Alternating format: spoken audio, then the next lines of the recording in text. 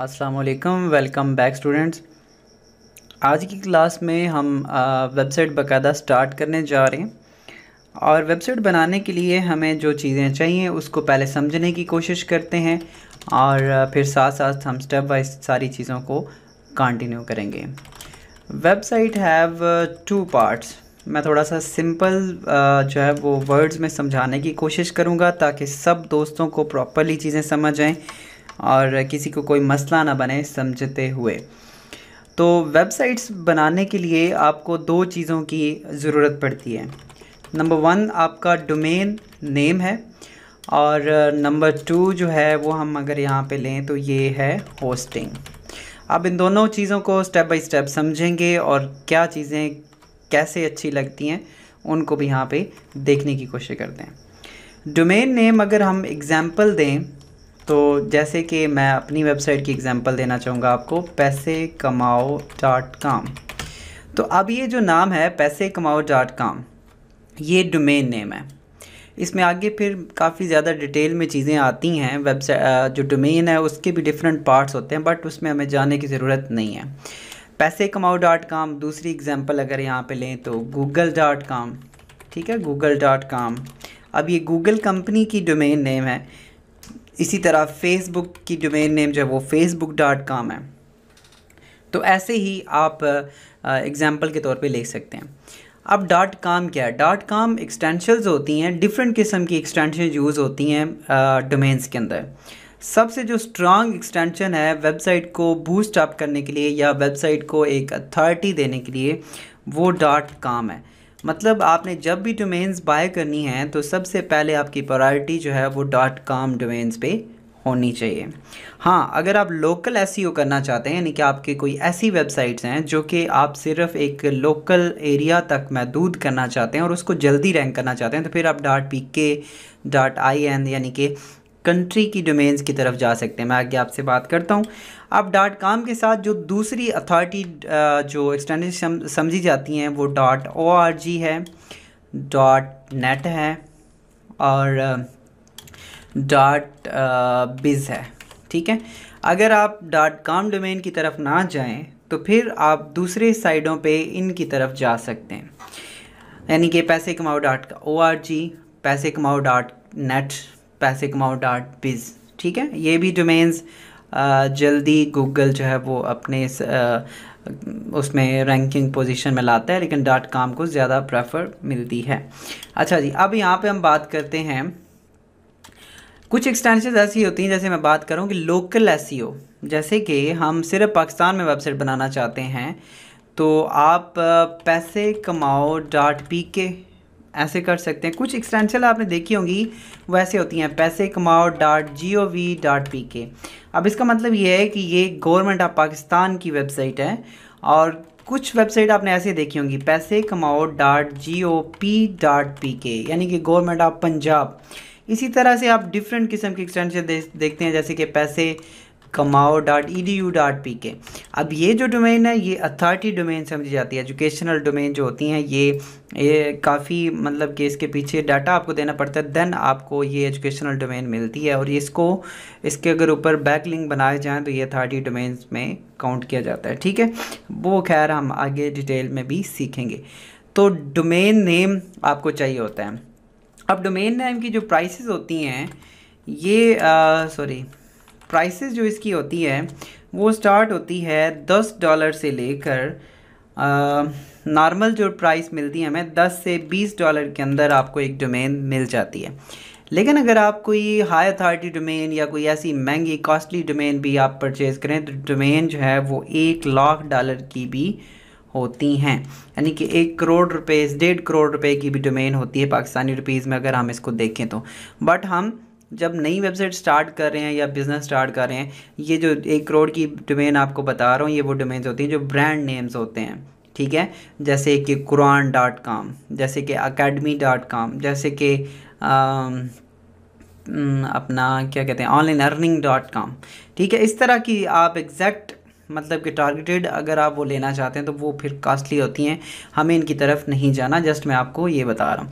अब जो इसकी प्राइसेस होती हैं वो $10 से $20 की होती हैं और इनके जो चार्जेस होते हैं ये ईयरली होते हैं। आपने एक दफ़ा पे किया $10, तो आपको डोमेन नेम के लिए अगले साल दोबारा से पे करना पड़ेगा, फिर अगले साल पे करना पड़ेगा। इसी तरह से आप हर साल डोमेन नेम के पेमेंट करते हैं। जिस साल भी आप पेमेंट नहीं करेंगे, आपकी डोमेन नेम रजिस्ट्रेशन कैंसिल कर दी जाएगी और वो दोबारा से फिर कोई और बंदा उस डोमेन को ख़रीद सकता है। ठीक है, उसे हम एक्सपायर्ड डोमेन बोलते हैं। तो ये एक बात है डोमेन नेम के बारे में। अब दूसरा पार्ट हम देखेंगे यहाँ पे होस्टिंग का। नंबर 1 था डोमेन नेम और दूसरे नंबर पे है होस्टिंग। डोमेन नेम, अच्छा एक और बात मैं यहाँ पे करना चाहूँगा, डोमेन नेम आप ख़रीद कहाँ से सकते हैं? डोमेन नेम हम GoDaddy एक वेबसाइट है, बहुत बड़ी वेबसाइट है GoDaddy, गूगल पे सर्च करेंगे तो नेमचीप है, ठीक है, namecheap.com। इसके अलावा ब्लूहोस्ट है, bluehost.com है। जितने भी होस्टिंग कंपनी है वो डोमेन भी ऑफ़र करती हैं। तो GoDaddy, नेमचीप और इस तरह की ढेर सारी ऐसी कंपनीज है जो कि आपको डोमेन्स ऑफ़र करती हैं। इसको आप गूगल पे सर्च करेंगे तो आपको काफ़ी ज़्यादा वेबसाइट्स आपको मिलेंगी जो कि डोमेन नेम्स ऑफ़र करती हैं।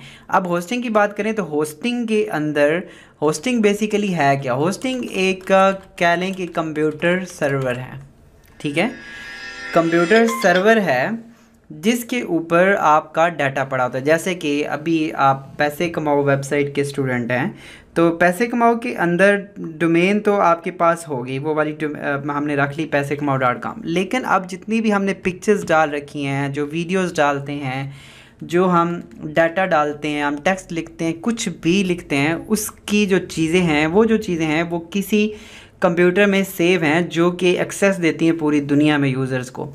जैसे कि अगर मैंने अपने कंप्यूटर में वो चीज़ें रखी होती तो आप लोग उसको एक्सेस ना कर पाते, क्योंकि मेरा कभी इंटरनेट बंद होगा, कभी कंप्यूटर बंद होगा, कभी कुछ होगा। तो होस्टिंग जो कंपनीज़ होती हैं उनके पास कंप्यूटर या सर्वर होते हैं, ऐसे सर्वर, ऐसे कंप्यूटर जिनके साथ 24 घंटे जो है वो इंटरनेट अटैच रहता है, वो कंप्यूटर्स ऑन रहते हैं और वो हाई स्पीड कंप्यूटर्स होते हैं और उनमें काफ़ी ज़्यादा डाटा कैपेसिटी होती है, जिससे के ज़रिए हम डाटा अपना उस सर्वर पे रखते हैं। यानी कि अपना जो वेबसाइट का डाटा होता है वो उनके पास रखते हैं ताकि पूरी दुनिया से 24 घंटे वो लाइव रहें और पूरी दुनिया से एक्सेस कर पाएँ लोग हमारी वेबसाइट को। आप सर्वर अपने कंप्यूटर पे बना सकते हैं, बट उसमें ये चीज़ आती है कि जब भी आप कंप्यूटर बंद करेंगे या इंटरनेट बंद करेंगे तो वो वेबसाइट आपकी लॉगिन नहीं होगी। तो इसलिए हम होस्टिंग परचेज़ करते हैं मेन सर्वर से। अब होस्टिंग के बारे में बात करें तो अच्छा जी, कंप्यूटर होस्टिंग के अंदर होस्टिंग जो है वो सर्वर के अंदर होते हैं और सर्वर के अंदर हम अगर बात करें तो हम जब उसमें होस्टिंग ले लेते हैं तो उसके अंदर हमने वर्डप्रेस इंस्टॉल करते हैं, ठीक है। वर्डप्रेस के अंदर हमारी फिर वेबसाइट बनती है। अब वेबसाइट्स आप डिफरेंट किस्म की बनाते हो, जैसे कि HTML, PHP लैंग्वेज के अंदर, आजकल पाइथन लैंग्वेज है, जावा, HTML, मुख्तलिफ लैंग्वेजेस यूज़ होती हैं, लेकिन हम यूज़ करेंगे वर्डप्रेस को। वर्डप्रेस दुनिया का सबसे बड़ा जो है वो CMS है, यानी कि कंटेंट मैनेजमेंट सर्वर, जो कि आपका बनी बनाई चीज़ें आपको प्रोवाइड करता है, ठीक है। तो हम इसको यूज़ करते हैं, इस CMS को यूज़ करते हैं वर्डप्रेस को, और इसके ज़रिए हम वेबसाइट बनाएंगे। अब वर्डप्रेस के इंस्टॉल करने से पहले हमें कंप्यूटर सर्वर चाहिए, यानी कि होस्टिंग चाहिए, वो किसी कंपनी से हम बाय करेंगे, ठीक है। अब हमने वर्डप्रेस इंस्टॉल कर लिया उस होस्टिंग पे। अब यहाँ पे हम बात एक और करना चाहेंगे, टाइप्स ऑफ होस्टिंग। आपको होस्टिंग लेनी कैसे चाहिए? अगर हम एफिलिएट के बारे में बात करें तो वो आगे मैं आपसे डिस्कस करूँगा, लेकिन अभी हम 3 पार्ट्स को यहाँ पे शेयर करते हैं। सबसे जो बड़ी आप कह लें कि होस्टिंग पार्ट है वो है डेडिकेटेड सर्वर। ये सबसे बड़ा सर्वर होता है, ठीक है।